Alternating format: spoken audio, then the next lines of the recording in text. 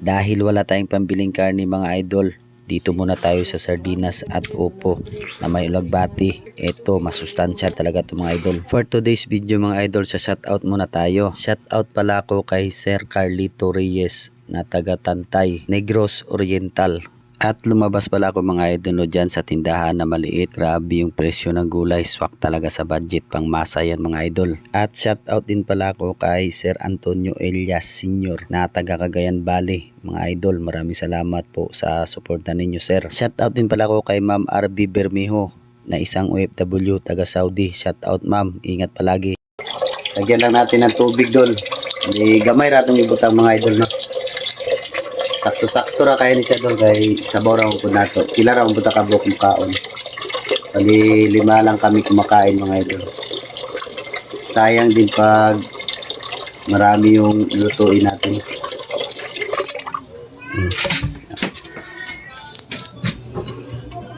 Ngayong gabi sa inyong tanan diha nananawan ng video. So for today's video mga idol, bali magluto taron doon no kaniyo sardinas o opo, halugbati o okra.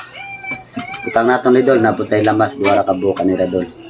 Simple nga luto ra ni dol atong sudan sa panihapon. Ubanin mi ninyo dol. Naghiwa lang pala ako dyan mga idol no ng isang pirasong kamatis tapos isang pirasong sibuyas mga idol.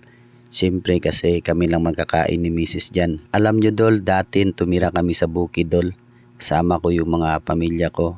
Nag-ulap rin ako dol ng papaya na nilagyan ko rin ng sardinas mga idol. Pero grabe, sobrang sarap talaga nun mga idol. First time ko nun nakatikim ha sa ganitong gawaing paraan sa pagluluto mga idol no. Ito na yung pinaka madali lang gawin na lutuin natin. Pero mga idol, pwede rin kayong mag-request mga idol sa akin kung ano yung request ninyo. Siyempre lulutuin natin yan. Kasi alam nyo mga idol, kayo ang idol ko. Yan, ang upo na yan mga idol no. Nabili ko lang yan sa halagang 10 piso. Doon pa rin sa swak na budget ng tindahan mga idol ng mga gulay. Kaya parati ako doon bumibili idol. Hindi ko alam mga idol bakit kaya ang mura. Siguro mga idol sariling tanim nila yan sa bukid. At inugasan ko lang mga idol ng 2 beses para matanggal talaga yung mga alikabok dyan. Kasi sa labas kasi yan nila dinidisplay. Tapos maraming sasakyan dumadaan. Kaya kita, pag magluto tayo mga idol, hugasan talaga natin ng mga ayos para hindi naman sumakit yung tiyan natin. At nilagyan ko na pala dyan ng pampalasa mga idol no. Magic sarap at bitchin lang yung nilagay natin. Kasi may lasa naman yung sardinas natin mga idol. At syempre hindi mawala yung tikiman time na natin dyan mga idol. Tikman na natin para malasahan natin ang sarap. Yan mga idol, pasadong sa atin yan. Pwede na natin yang kunin. Lagay lang natin sa tabi. Habang naghihintay si Mikmik mga idol, tamang kaway lang siya. Kasi maya maya sinandok na ni mama niya yung ulam namin na napakasarap na sardinas, talbos ng kamote at may upo. Mga idol, pwede nyo rin to gawin sa bahay nyo. Lalong lalo na talaga umuulan ang panahon. Yan, napakasarap yan mga idol. Tapos may ginamos ka at may daing utuyo. Yan, kapares talaga yan sila mga idol.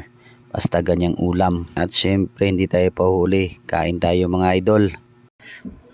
Giring mo kaniya pag-active pa kayo ka.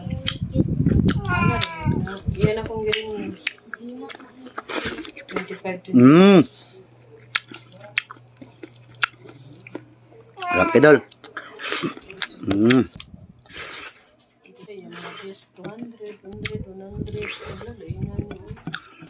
Yun.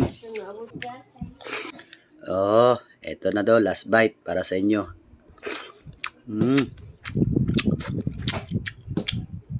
Thumbs up.